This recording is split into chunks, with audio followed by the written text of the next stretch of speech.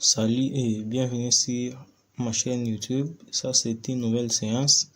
Dans cette vidéo, on va parler aussi d'un poste à souder électronique que je vous montre là. Vous voyez, c'est MMA 200. Donc, c'est 200 ampères, c'est poste à souder. C'est son réglage. Et ces postes à souder, normalement, je devais déjà les réparer. Mais j'ai vu quelque chose à l'intérieur. Je me suis dit non, je ne peux pas faire ça tout seul. Je dois partager ça avec vous. Premièrement, je vous demande de vous abonner. Vous êtes nombreux à regarder, à suivre mes vidéos. Et je vous demande de vous abonner pour agrandir la chaîne. Merci déjà de l'avoir fait. Et sans plus tarder, nous allons ouvrir ces postes à souder. Mais je vous présente un peu ce que j'ai besoin pour réparer ces postes à souder. J'ai mes deux tournevis qui sont là. Ce sont des tournevis Parker. La plupart des vis qui sont ici sont des vis Parker. J'ai mon multimètre numérique, mon appareil de mesure. Ici, il y a des prises qui sont sur un allonge. Et j'ai mon fer à souder qui est déjà branché sous tension, qui chauffe déjà. Et j'ai aussi ma pince universelle, quoique je ne vais pas beaucoup l'utiliser. Maintenant, je vous montre ça. Je vais maintenant ouvrir ces postes à souder pour vous montrer un peu sa conception aussi, vous expliquer, mais la vidéo ne sera pas longue comme les autres. Je vais seulement vous expliquer comment celui-ci fonctionne. J'ai aussi ma pâte pour souder l'étain, ce qui va m'aider à souder. Comme ça, je vais ouvrir ces postes. Je vous ai dit, ces postes, je l'avais déjà ouvert. J'ai déjà vu la panne qui est dedans. Mais je me suis dit que non, je ne peux pas l'arranger comme ça. Je dois partager ça avec vous afin que vous puissiez aussi voir ce qui est à l'intérieur. C'est ça le problème. Je vais l'ouvrir. J'aimerais que ça se voie bien. Eh bien, il y a déjà d'autres vis qui ne sont pas là.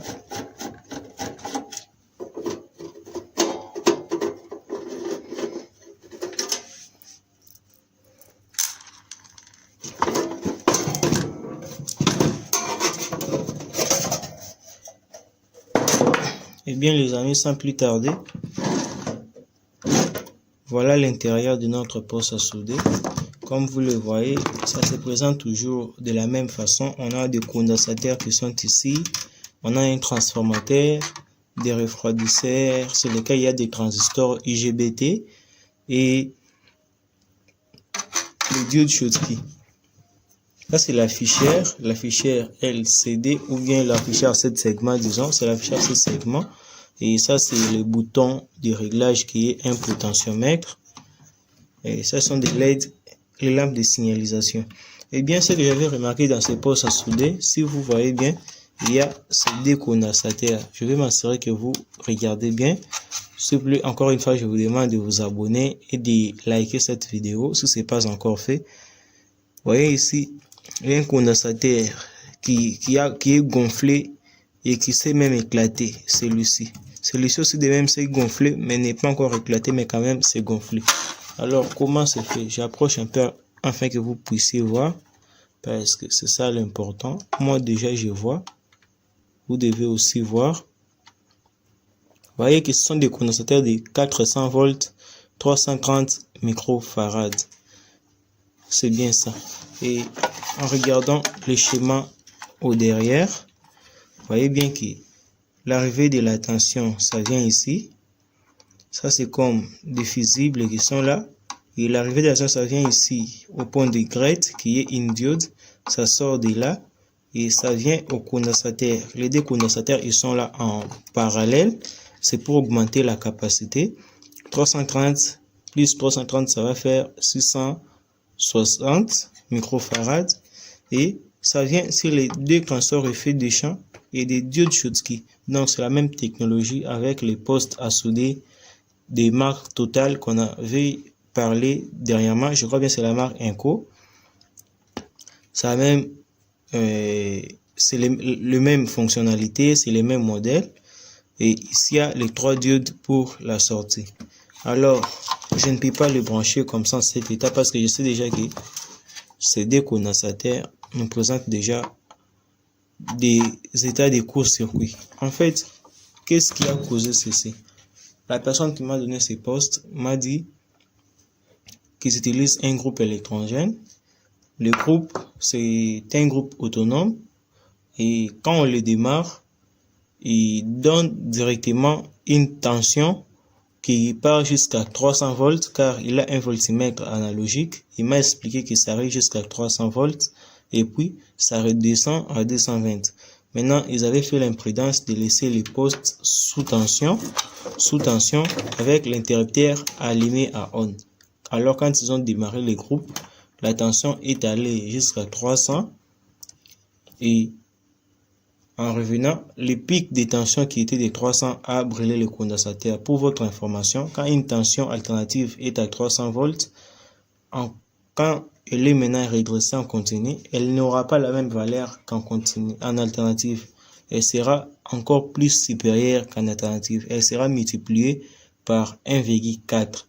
Donc, si vous avez une tension alternative de 100 volts, quand elle vient sur le condensateur et que devient maintenant une tension continue, à ce point-là, elle sera de 140 volts. Et si leur tension était arrivée à 300, donc au bord du condensateur, il y avait une affaire de 420 volts. C'est pourquoi vous voyez que nos condensateurs qui sont de 400 volts se sont brûlés. Vous voyez un peu la capacité du condensateur. 400 volts, c'est pourquoi ils sont brûlés parce que les pics de tension étaient arrivés là jusqu'à 420 volts. Or que c'est pas pratique. Maintenant, je voulais aussi vous expliquer quelque chose. Pourquoi les condensateurs se sont brûlés et pas les transistors? Vous voyez, ces transistors, je vous montre leur broche. Dans d'autres vidéos, on avait... Eh bien, je vais vous montrer avec mon multimètre là. J'ai calibré sur la diode. J'espère que ça se voit bien. Oui. C'est comme ça qu'on teste un transistor IGBT. Il y a un peu de la vernis. On avait dit qu'il faut gratter un peu. Vous voyez un peu ce qu'il donne. Et celui-là aussi, ça va. Maintenant, pourquoi les deux là ne sont pas brûlés or qu'il y avait surtension, mais les deux condensateurs se sont brûlés? C'est une question qu'on doit se demander. Un transistor qui est dans un poste à souder monophasé a une tension de service allant jusqu'à 600 volts.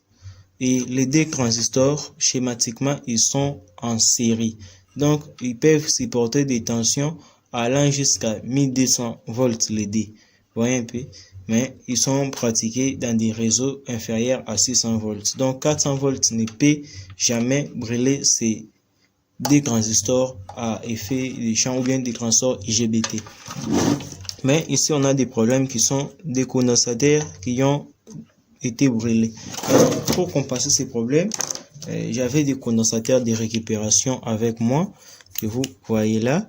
Ce sont des condensateurs de 450 volts, 470 microfarads. Pourquoi c'est avantageux? Parce que la tension elle est légèrement supérieure.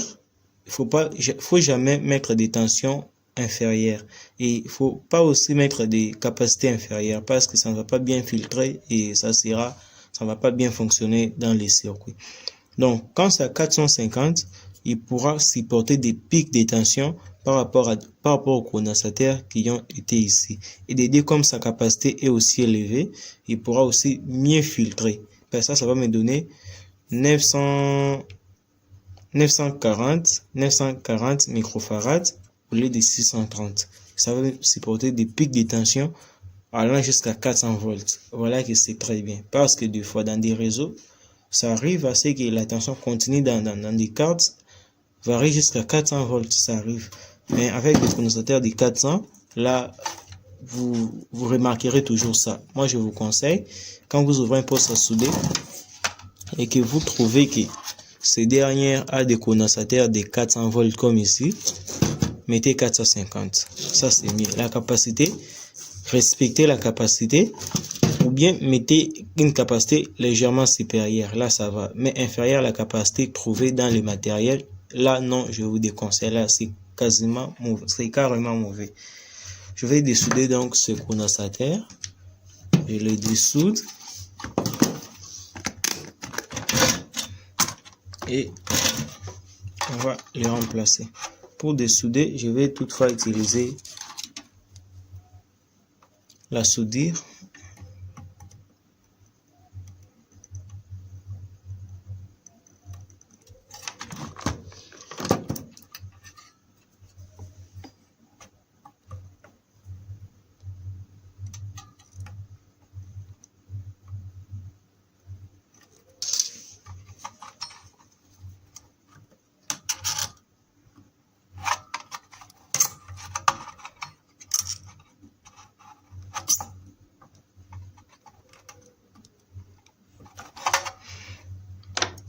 Ce n'est pas ma pompe là, donc je fais le mieux que je peux faire. J'aurais voulu partager ça avec vous. Comment on va faire ce boulot là. À la prochaine. Si vous voyez des vidéos pareilles, je sais que ça va vous aider quand même.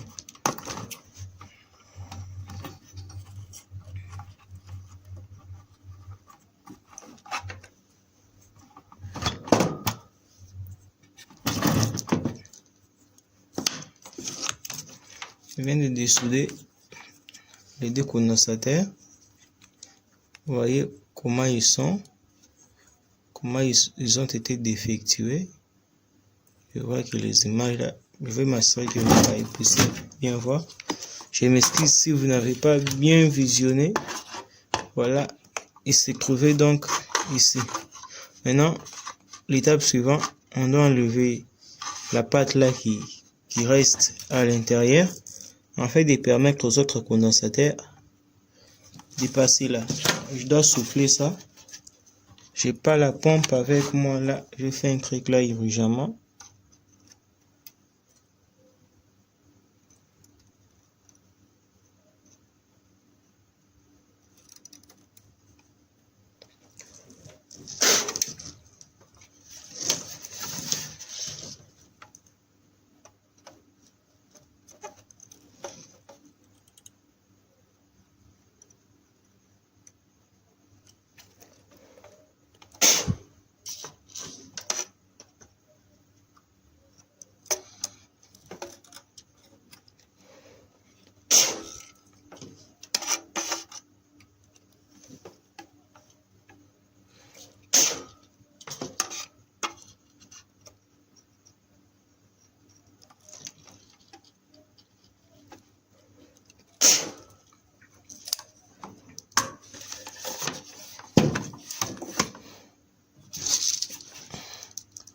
Et bien c'est fait, vous voyez, il y a les trous pour les pattes des condensateurs qui sont maintenant libres. Et autre chose vraiment à respecter, vous voyez, vous devez respecter la polarité du condensateur. Vous voyez un peu, c'est là qu'il y a le plus et le moins. Le plus aussi c'est là-bas, le moins c'est ici, le moins c'est ici. Positif, négatif, positif, négatif. Vous devez vraiment respecter ça. Si c'est pas respecté, email c'est trop, ça va encore faire des, ça va éclater.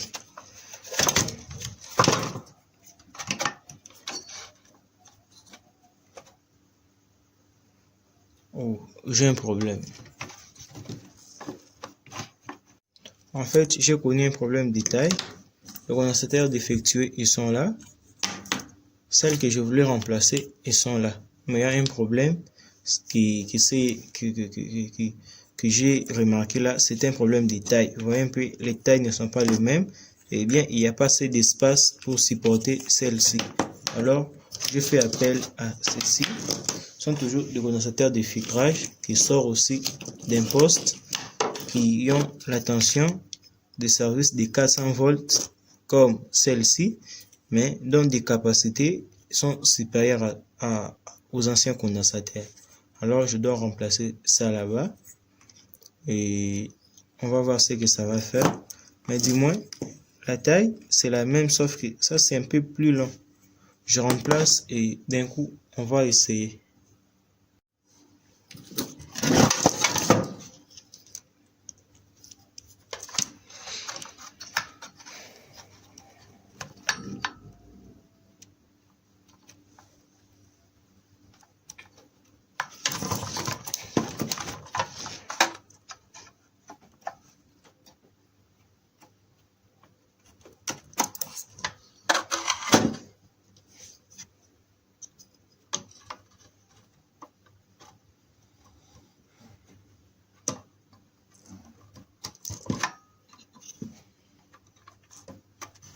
Avec ça, ça s'est vraiment très bien adapté. Il faut maintenant tourner et souder. Donc les dépannages, c'est pas facile des fois. Il y a des histoires qui arrivent. Il faut que je maintienne en bas, que je mette un peu de la soudure au-dessus.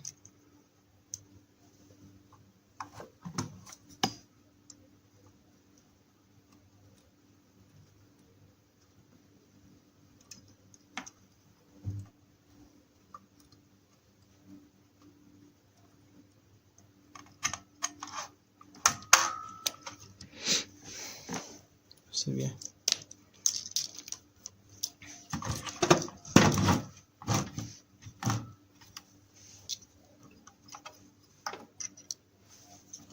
Je vais zoomer.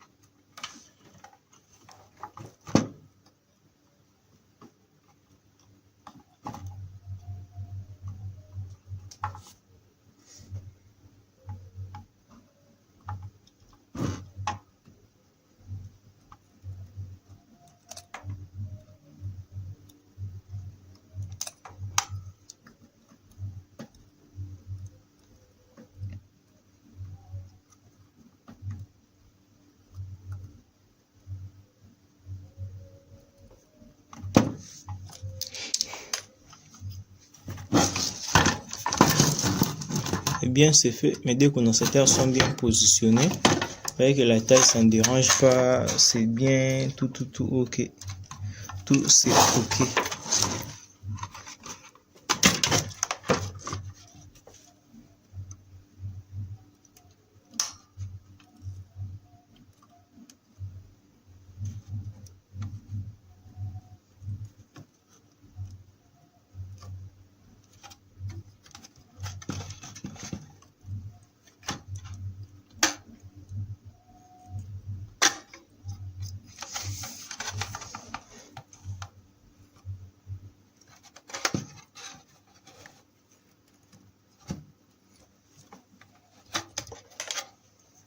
C'est bon. Maintenant là, je pense qu'on devait essayer. Tu vois que c'est bien là. Les deux condensateurs sont bien remplacés. Ça a la même taille, sauf que c'est un peu plus long que ça. Et que ça a une capacité un peu plus grande que celle qui était là. C'est même avantageux. Alors je vais brancher le poste. Il n'a pas de fiche, mais je vais le faire quand même afin que vous puissiez voir. Je le mets ainsi. Je place aussi mon multimètre à côté. Et bien là, je viens de brancher. J'espère que ça se va bien là. J'ai mon multimètre pour voir la tension de sortie. Ça va, je vais démarrer. Je démarre. Bien. Ça a démarré. La tension, ok, 59 volts, continue. Si j'inverse, il y a le signe moins qui sort là-bas. Il y a 59 volts. Le courant, ça va. Jusqu'à 200 quelque chose. Ça va, vous pouvez voir un peu.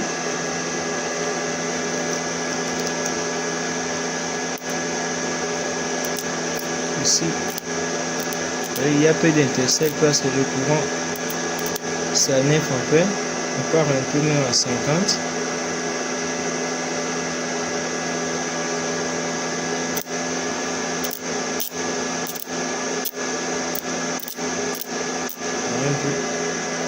On remonte encore un peu. Même jusqu'à ça.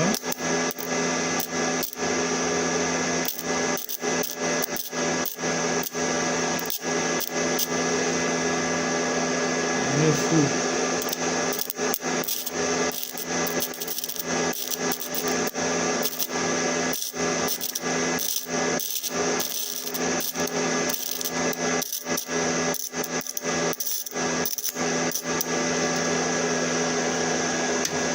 C'est bon.